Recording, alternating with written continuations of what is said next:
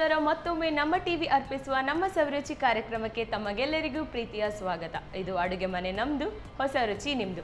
Okay, ಈಗ ಏನ್ ಮಾಡ್ತಿದ್ದೀರಿ ಮೇಡಮ್? ಈಗ ಒಂದು ನಮ್ಮ ಅಜ್ಜಿಯ ಕಾಲದ್ದು ನೇಂದ್ರ ಬಾಳೆಹಣ್ಣಿನ ಉಸ್ಲಿ. ಈಗ ಹೆಚ್ಚಿನವರಿಗೆ ಅದು ಮರೆತು ಹೋಗಿದ್ದೇನೆ, ಈವನ್ ನನಗೆ ಸಹ ಮರೆತು ಹೋಗಿತ್ತು. ಓಕೆ, ಹಾಗೆ ಈಗ ನೇಂದ್ರ ಬಾಳೆಹಣ್ಣು ನೋಡಿದಾಗ ಒಂದ್ಸಲ ನಮ್ಮ ಅಜ್ಜಿ ಮಾಡ್ತಿದ್ರಲ್ಲ ಇದು ಅಂತ ಹಾಗೆ ನೆನಪಿಗೆ ಬಂದು ಮತ್ತೆ ಮನೆಯಲ್ಲಿ ಮಾಡಿದೆ ನಾನು. ಅಂದ್ರೆ ಅದು ನೇಂದ್ರ ಬಾಳೆಹಣ್ಣು ಅಂದ್ರೆ ನಾವು ಪೋಡಿ ಪೋಡಿ ಮಾಡ್ತೇವೆ. ಮತ್ತೆ ಈಗ ತುಂಬಾ ಮಂದಿ ಅದರದ್ದು ಹೋಳಿಗೆ ಮಾಡ್ತಾರೆ, ಹಲ್ವಾ ಮಾಡ್ತಾರೆ. ಬನಾನಾ ಹಲ್ವಾ ಅಂದ್ರೆ ಇದರದ್ದೇ ಮಾಡುದು. ಇದು ತುಂಬಾ ಹಣ್ಣಾದಾಗ ಅದರಲ್ಲಿ ಹಲ್ವಾ ಮಾಡಬೇಕು. ಇದು ಉಸ್ಲಿ ಮಾಡುವಾಗ ಹಣ್ಣಾಗಬೇಕು, ಆದ್ರೆ ಜಾಸ್ತಿ ಹಣ್ಣಾಗಬಾರ್ದು. ಓಕೆ, ಮುದ್ದೆ ಆಗಬಾರ್ದು. ಓಕೆ, ಈಗ ಇನ್ನು ಶೀರಾ ಮಾಡ್ತಾರೆ, ಜಾಸ್ತಿ ಹಣ್ಣಾದ್ರೆ ಶೀರಾ ಮಾಡ್ತಾರೆ, ಹಲ್ವಾ ಮಾಡ್ತಾರೆ. ಸೊ ನಿಮ್ದು ಇವತ್ತು ಇದು ಸ್ಪೆಷಲ್ ಉಸ್ಲಿ. Okay, right. ಈಗ ನಾನು ನಿಮ್ಗೆ ಏನ್ ಕೊಡ್ಲಿ ಮಾಡ್ಲಿಕ್ಕೆ? ಈಗ ಇದನ್ನು ನಾನು ಕಟ್ ಮಾಡಿಕೊಳ್ಬೇಕು, ಮತ್ತೆ ಒಂದು ಬಾಣಲೆ. Okay, right. ಈಗ ಇದು ಕಟ್ ಮಾಡುವ ರೀತಿ, ಇದನ್ನು ಹೀಗೆ ಚೂರಿ ಹಾಕಿ ಕಟ್ ಮಾಡಿದ್ರೆ ಇದು ಓಪನ್ ಆಗುತ್ತೆ. ಸ್ವಲ್ಪ ಸ್ಮಾಲ್ ಪೀಸ್ ಆಗಿ ಮಾಡ್ಕೊಳ್ಬೇಕಾ? ಹೌದು. ನೀವು ಎರಡು ಕೂಡ ಇವತ್ತು ರೆಸಿಪೀಸ್ ಅಂದ್ರೆ ಮಕ್ಕಳಿಗೆ ಕೂಡ ತಿನ್ಕೊಳ್ಬಹುದು, ದೊಡ್ಡವರಿಗೆ ಕೂಡ ತಿನ್ಕೊಳ್ಬಹುದು, ಯಾರಿಗಾದ್ರೂ ಸಹ ಹೆಲ್ದಿ ಇದೆ.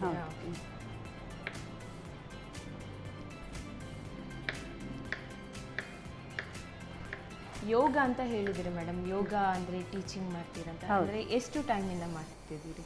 ನಾನು 15 ವರ್ಷ ಆಗಲಿಕ್ಕೆ. ಓಕೆ, ಅಂದರೆ ಕ್ಲಾಸಸ್ ಎಲ್ಲ ತಗೊಳ್ತೀರಾ ನೀವು? ಹೌದು, ಫಸ್ಟ್ ನಾನು ಪತಂಜಲಿ ಅವರದ್ದು ಕ್ಲಾಸ್ ತಗೊಳ್ತಿದ್ದೆ. ಓಕೆ, ಈಗ ನಾನು ಸ್ಟಾಪ್ ಮಾಡಿದ್ದೇನೆ. ಈಗ ನಾನು ಮನೆಯಲ್ಲಷ್ಟೇ ಕ್ಲಾಸ್ ತಗೊಳ್ತೀರಿ. ಓಕೆ,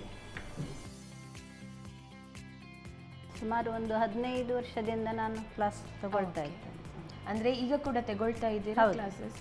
ತಗೊಳ್ತೇನೆ. ಅಂದರೆ ನಾನಂದರೆ ಇದು ಗೃಹಿಣಿಯರಿಗೋಸ್ಕರನೇ ತಗೊಳ್ಳೋದು. ಓಕೆ, ಬೆಳಿಗ್ಗೆ ಅಂದರೆ ಹೆಚ್ಚಿನವರಿಗೆ ಎಲ್ಲ ಕಡೆ ಕ್ಲಾಸ್ ಇರ್ತದೆ ಬೆಳಿಗಿನ ಹೊತ್ತು 5:30 7, 6 7.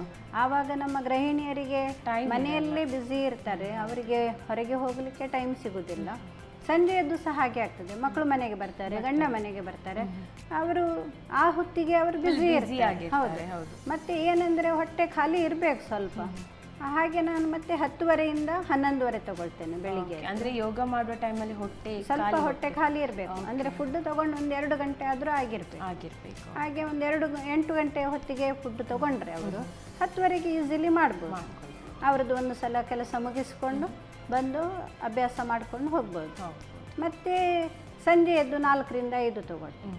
ಆವಾಗ ಸಹ ಫ್ರೀ ಆಗಿ. ಹೌದು. ಈಗ ನಾವು ಬಾಣಲೆ ಇಡುವ. ಇದು ರೆಡಿ ಆಗಿದೆ.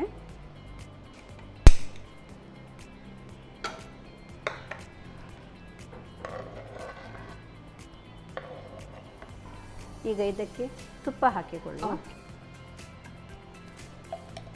ಸೊ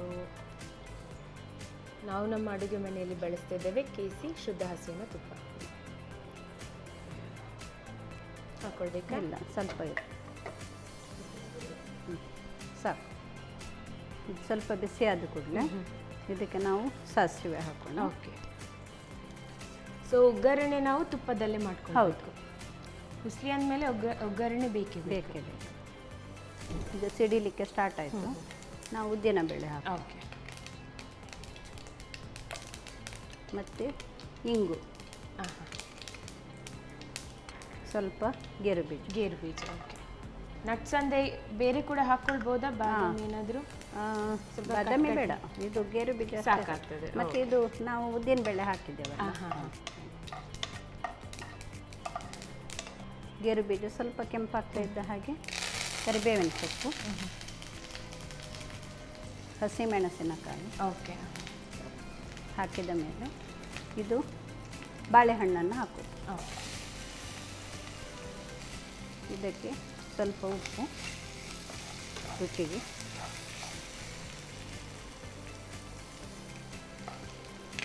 ಸೊ ಹಸಿಮೆಣಸಿನಕಾಯಿ ಕೂಡ ಹಾಕ್ಕೊಳ್ಬೇಕು. ಹೌದು.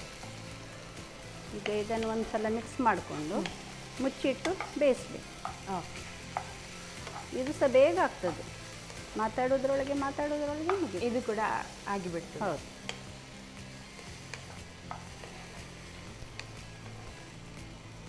ಓಕೆ, ಇದಕ್ಕೆ ಲಿಡ್ ಕ್ಲೋಸ್ ಮಾಡ್ಕೊಳ್ಳಬೇಕಾ?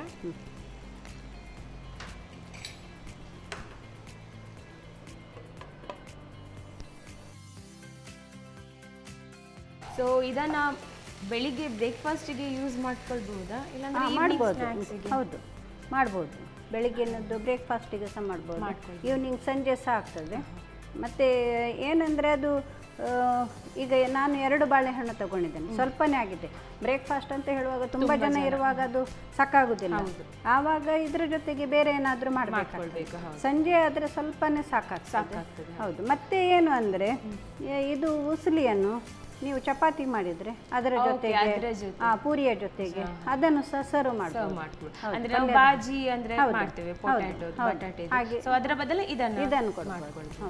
ಓಕೆ, ಸೊ ಇದಂತೂ ಒಳ್ಳೆ ಐಡಿಯಾ ಅಂತ ಹೇಳ್ಬೋದು.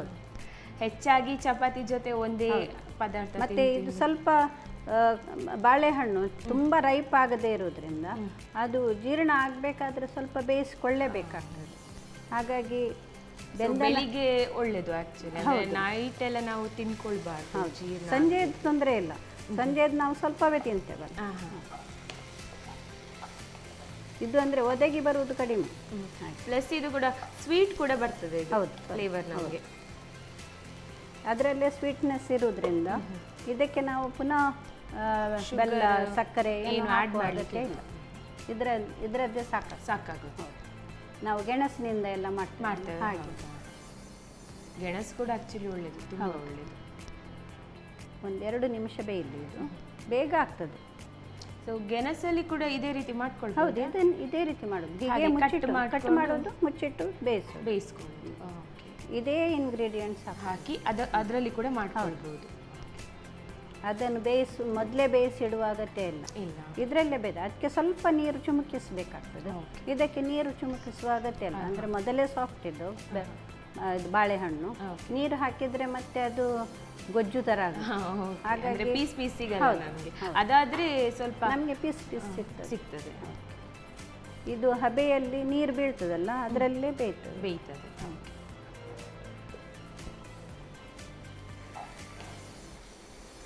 ನೋಡಿ, ಬೆಂದಿದೆ. ಅಂದರೆ ತುಂಬ ಫಾಸ್ಟ್ ಆಗುತ್ತೆ ಇದು. ಹೌದು, ಅಂದರೆ ಮೊದಲೇ ಮೆತ್ತಗಿರುತ್ತೆ, ಸ್ವಲ್ಪ ಇದು ಸಿಕ್ಕಿದ್ರೆ ಸಾಕು, ಅದಕ್ಕೆ ಬೆಂದು ಬಿಡ್ತದೆ. ಹೌದು. ಈಗ ಇದಕ್ಕೆ ಸ್ವಲ್ಪ ತೆಂಗಿನ ತುರಿ. ಓಕೆ, ಎಷ್ಟು ಬೇಕಾದರೂ ಹಾಕ್ಬೋದು. ಸೊ ತೆಂಗಿನ ತುರಿ ಹಾಕಿದರೆ ಸ್ವಲ್ಪ ಇನ್ನಷ್ಟು ಜಾಸ್ತಿ ಫ್ಲೇವರ್ ಸಿಗುತ್ತೆ ನಮಗೆ, ಟೇಸ್ಟ್ ಸಹ ಬರ್ತದೆ. ಹೌದು. ಸ್ವಲ್ಪ ಕೊತ್ತಂಬರಿ. ಆಯಿತು, ರೆಡಿ ಆಯಿತು. ಗ್ಯಾಸ್ ಆಫ್ ಮಾಡುವ. ಸರ್ವ್ ಮಾಡುವ ನಾವು. ಓಕೆ.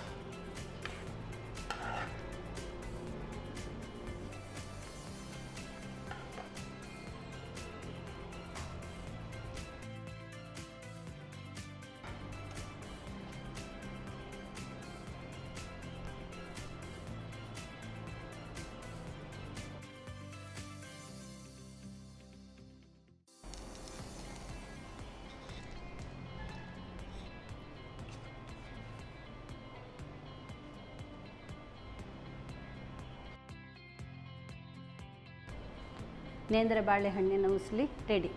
ಓಕೆ, ಥ್ಯಾಂಕ್ ಯು ನೋಡಿ. ಇನ್ನಷ್ಟು ಇದನ್ನು ಚಂದಗಾಣಿಸಿದ್ರಿ, ಇದಕ್ಕೆಲ್ಲ ಹಾಕಿ. ಓಕೆ, ಟೇಸ್ಟ್ ಮಾಡ್ಕೊಳ್ಳೋಣ ಹೇಗಿದೆ ಅಂತ ಹೇಳ್ತೀನಿ. Okay, thank you so much. ಧನ್ಯವಾದಗಳು. ನೋಡಿದ್ರಲ್ಲ ವೀಕ್ಷಕರೇ, ಇದಂತೂ ನಿಮಗೆ ಸೈಡ್ ಡಿಶ್ ಆಗಿ ಕೂಡ ಯೂಸ್ ಮಾಡ್ಕೊಳ್ಬೋದು, ಸ್ನ್ಯಾಕ್ಸ್ ಆಗಿ ಕೂಡ ತಿನ್ಕೊಳ್ಬಹುದು. ನೇಂದ್ರ ಬಾಳೆಹಣ್ಣಿನ ಹುಸ್ಲಿ ಯಾವ ರೀತಿ ಮಾಡ್ಕೊಳ್ಳೋದು ಅಂತ ಒಂದ್ಸಲ ನೋಡ್ಕೊಂಡು ಬನ್ನಿ. ನೇಂದ್ರ ಬಾಳೆಹಣ್ಣಿನ ಉಸುಳಿ ತಯಾರಿಸುವ ವಿಧಾನ. ಮೊದಲಿಗೆ ನೇಂದ್ರ ಬಾಳೆಹಣ್ಣನ್ನು ಸಣ್ಣದಾಗಿ ಹೆಚ್ಚಿಕೊಳ್ಳಿ. ನಂತರ ಸ್ವಲ್ಪ ತುಪ್ಪ ಬಿಸಿ ಮಾಡಿಕೊಂಡು ಸಾಸಿವೆ, ಉದ್ದಿನಬೇಳೆ, ಹೀಂಗು, ಗೋಡಂಬಿ, ಕರಿಬೇವು, ಹಸಿಮೆಣಸು ಹಾಕಿ ಒಗ್ಗರಣೆ ಮಾಡಿಕೊಂಡು ಹೆಚ್ಚಿದ ನೇಂದ್ರ ಬಾಳೆ, ರುಚಿಗೆ ತಕ್ಕಷ್ಟು ಉಪ್ಪು ಹಾಕಿ ಬೇಯಿಸಿ. ನೇಂದ್ರ ಬಾಳೆ ಹದವಾಗಿ ಬೆಂದ ನಂತರ ತೆಂಗಿನ ತುರಿ, ಕೊತ್ತಂಬರಿ ಸೊಪ್ಪು ಉದುರಿಸಿ ಸರ್ವ್ ಮಾಡಿ. ನೇಂದ್ರ ಬಾಳೆಹಣ್ಣಿನ ಉಸುಳಿ. ಸೊ ಹೆಲ್ದಿಯಾದ 2 ರೆಸಿಪೀಸ್. ಹೌದು. ಓಕೆ, ಮೊದಲಿಗೆ ಯಾವುದು ಟ್ರೈ ಮಾಡೋಣ? ಇದು ಇಲ್ಲ ಜ್ಯೂಸಾ? ಹೇಗೂ ಆಗ್ತದೆ. ಜ್ಯೂಸ್, ಡ್ರಿಂಕ್ಸ್, ಎನರ್ಜಿ ಡ್ರಿಂಕ್ಸ್ ಅಲ್ಲ? ಓಕೆ, ಇದು ಟ್ರೈ ಮಾಡ್ಕೊಳ್ಳೋಣ. ನೀವು ಕೂಡ ಮಾಡಿ ಮೇಡಮ್.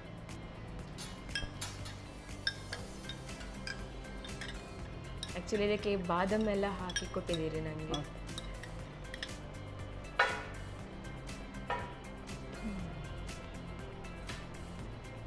ಅವರಿಗೆ ಬೇಕಾದ ಹಾಗೆ ಸ್ವೀಟ್ನೆಸ್ಸನ್ನು ಹೆಚ್ಚು ಕಮ್ಮಿ ಮಾಡಿಕೊಳ್ಬೋದು. ಇದು ಆಕ್ಚುಲಿ ಏನಂದ್ರೆ ಈಗ ನಮ್ದು ಪಾಯಸ ಬರುತ್ತಲ್ಲ, ಸ್ವಲ್ಪ ನೀರಾಗಿದ್ರೆ ಲಾಸ್ಟಿಗೆ ಕಸಗಸೆ ಪಾಯಸ ಆ ಫ್ಲೇವರ್ ಕೊಡ್ತಾ ಉಂಟು. ಹೌದು, ಏಲಕ್ಕಿಯ ಫ್ಲೇವರ್. ಓಕೆ, ಒಳ್ಳೇದಾಗಿದೆ, ತುಂಬ ಚೆನ್ನಾಗಿದೆ. ಸೊ ಇದನ್ನು ಟೇಸ್ಟ್ ಮಾಡ್ಕೊಳ್ಳೋಣ. ಸರಿ, ಮಾಡಿ ಮೇಡಮ್ ನೀವು ಕೂಡ.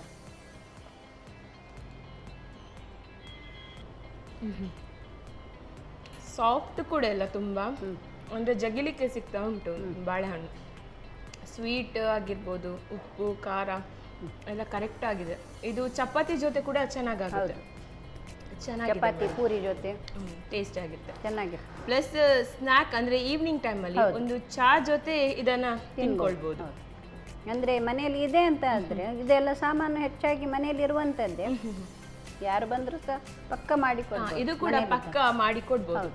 ಸೊ 2 ಡಿಶ್ ಕೂಡ ನಂಗಂತೂ ತುಂಬಾ ಇಷ್ಟ ಆಯಿತು, ಹೆಲ್ದಿ ಕೂಡ ಆಗಿದೆ.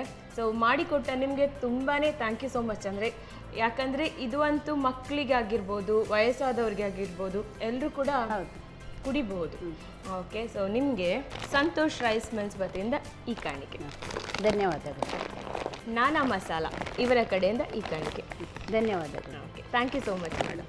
ನನಗೆ ಸಹ ಇಲ್ಲಿ ಒಂದು ಅವಕಾಶ ಕೊಟ್ಟಿದ್ದಕ್ಕೆ ನಮ್ಮ ಟಿ ವಿಯವರಿಗೆ ಧನ್ಯವಾದ. Okay, thank you madam. So ವೀಕ್ಷಕರೇ, ನೋಡಿದ್ರಲ್ಲ, ಇವತ್ತಿನ ನಮ್ಮ ಗೆಸ್ಟ್ ತುಂಬ ಆರೋಗ್ಯಕರವಾದ 2 ರೆಸಿಪಿಗಳನ್ನು ಹೇಳಿಕೊಟ್ರು. ಮುಂದಿನ ಸಂಚಿಕೆಯಲ್ಲಿ ಇದೇ ರೀತಿ ಹೊಸ ಹೊಸ ರೆಸಿಪಿಯೊಂದಿಗೆ ಭೇಟಿ ಆಗ್ತೀನಿ. ಅಲ್ಲಿವರೆಗೂ ನಮಸ್ಕಾರ. ನಮ್ಮ ಟಿವಿ ಫೇಸ್ಬುಕ್ ಪೇಜ್ ನ ಲೈಕ್ ಮಾಡಿ, ಯೂಟ್ಯೂಬ್ ಚಾನೆಲ್ ನ ಸಬ್ಸ್ಕ್ರೈಬ್ ಮಾಡಿ, ನಮ್ಮ ಎಲ್ಲಾ ಯೂಟ್ಯೂಬ್ ವಿಡಿಯೋ ಅಪ್ಡೇಟ್ಸ್ಗೆ ಬೆಲ್ ಐಕಾನ್ ಕ್ಲಿಕ್ ಮಾಡಿ. ನಮ್ಮ ಟಿವಿ, ಕರಾವಳಿ ಕರ್ನಾಟಕದ ನಾಡಿಮಿಡಿತ.